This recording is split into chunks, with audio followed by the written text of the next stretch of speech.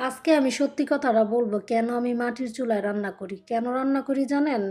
যেদিন আমি বেগুন পোড়া দিব সেই দিনই আমি মাটির চুলায় রান্নাটা বসাই দিই। মাটির চুলায় বেগুন পোড়া দিয়ে তারপর পাটায় বেটে এই ভর্তাটা খেতে আমার কাছে খুব ভালো লাগে। তো আমি প্রায়ই যারা মাটির চুলায় রান্না করে তাদের এখানে যাই।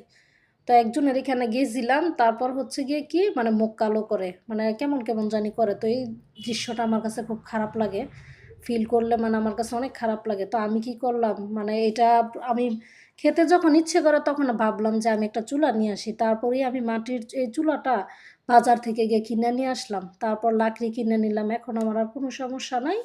কিন্তু মানুষের মুখ কালো চোখ কালো এগুলো আমি একদম পছন্দ করি না।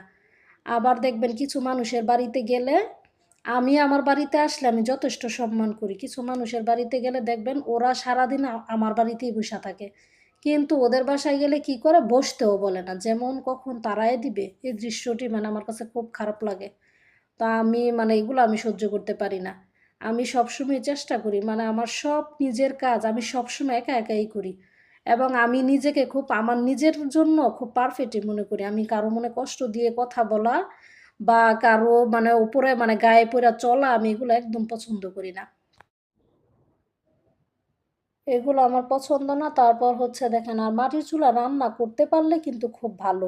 আর এখন শীত এসে পড়ছে না, সকালবেলা যেমন মনে হয় শীত শীত লাগে, আর চুলায় রান্না করলে মনে হয় যে একটু আগুন তাপানোটাও হয়ে যাবে, সেজন্য রান্নাটাও বসায় দিই। তো চেষ্টা করলে কিন্তু সব হয়। তো আমি এখন এই যে চুলা নিয়ে আসছি, এখন আরামে মানে রান্না করি। আমার ভর্তা মানে আমি বেগুনের ভর্তা আমার সবচেয়ে বেশি ফেভারেট। আর বিশেষ করে এটা মানে আমার একদিন না খেলে মানে আমার কাছে ভালো লাগে না, বা কোনো মতে ১-২ দিন মিট যাবে। তো এরকম। তো এখন আমার যখনই ইচ্ছে করে তখনই আমি আমি কি মাটির চুলায় রান্না করব সেগুলো সব একদম কেটে ধুয়ে তারপর রেডি করে নিয়ে চুলার মধ্যে বসায় দিই। এই যে এখন কিন্তু আমি আবার এই কড়াইয়ের মধ্যেই মুরগি রান্না করে এই কড়াইয়ের মধ্যে আবার মূলা দিয়ে শুটকি রান্না করছি। এটাও কিন্তু খেতে ভালো লাগে। আর দেখবেন মূলা কিন্তু গ্যাসের মধ্যে এত মজা মজা সুন্দর ইয়ে করে হয় না।